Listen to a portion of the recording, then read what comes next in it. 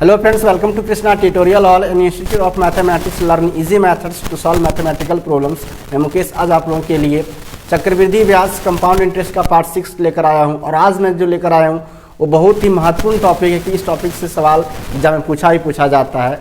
Topic ये है कि अगर मान लीजिए आपसे पूछा जाता है कि एक क्वेश्चन ही ले लीजिए, कहता है कि कोई धन 3 वर्ष में जो है 2 गुनी हो जाती है तो 8 गुनी होने में से कितना समय लगेगा। इस तरह का सवाल अगर आपसे पूछा जाता है तो इस तरह का सवाल आप कैसे सॉल्व करेंगे, इसका मैं बहुत ही आसान सा ट्रिक बताने जा रहा हूं। तो आप लोग से वीडियो के अंतिम तक बने रहिए, तभी आप इस तरह के सवाल को आसानी से सॉल्व कर पाएंगे और ट्रिक जो है उसे समझ ही पाएंगे कि आखिर सॉल्व कैसे करते हैं। तो चलिए फ्रेंड्स, आप लोग वीडियो के अंतिम तक बने रहिए। बिना देर किए शुरू करते हैं आज से क्लास।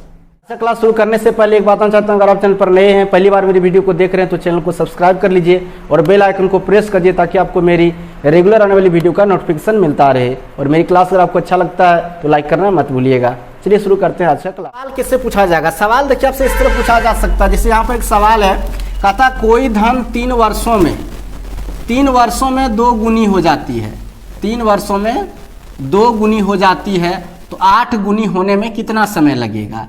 इस तरह कोई सवाल अगर आपसे पूछ दिया जाए तो आपको कुछ करना नहीं है। क्या करना है कि जितना गुनी होने का समय आपसे पूछा जा रहा है उसको आप इसके आधार के रूप में चेंज कीजिए। जैसे यहाँ 8 गुनी पूछ रहा है और 3 वर्ष में 2 गुनी हो रहा था तो 8 को 2 के आधार में लाना है। तो 8 को 2 के आधार में आप लिख सकते हैं 2 गुना 2 गुना 2, यानी 2 पर पावर क्या लिख सकते हैं 3, यानी आधार देखिए 2 आ गया और घात आ गया 3।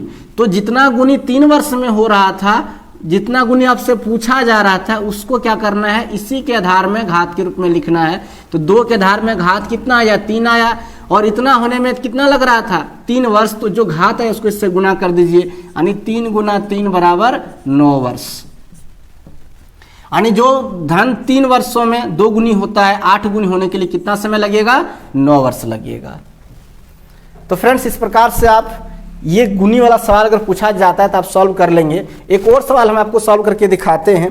एक और सवाल देखिए, कहता है कोई धन चक्रवृद्धि ब्याज के अंतर्गत 3 वर्षों में मूलधन की 2 गुनी हो जाती है तो उसी दर से धन की वृद्धि कितने वर्षों में 32 गुनी हो जाएगी।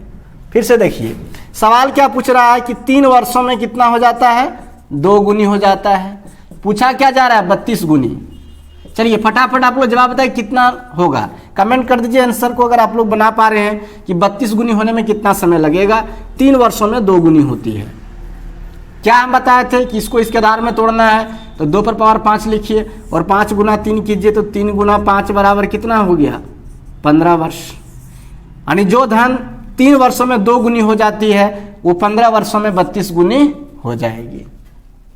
आई होप फ्रेंड्स आपको यह ट्रिक बहुत ही अच्छा लगा होगा। अगर अच्छा लगा है तो लाइक कर दीजिए, ज़्यादा शेयर कर दीजिए और नए हैं तो चैनल को सब्सक्राइब कर लीजिए। तो चलिए मिलेंगे फिर नेक्स्ट क्लास में कुछ और ट्रिक के साथ। आज का क्लास में खत्म करते हैं। आज का क्लास को कैसा लगा है कमेंट करके जरूर बताइएगा। अच्छा लगा है तो लाइक कीजिए, ज़्यादा शेयर कीजिए और नए हैं तो चैनल को सब्सक्राइब कर लीजिए। तो चलिए मिलते हैं फिर नेक्स्ट क्लास में, तब तक के लिए आप सबको थैंक यू।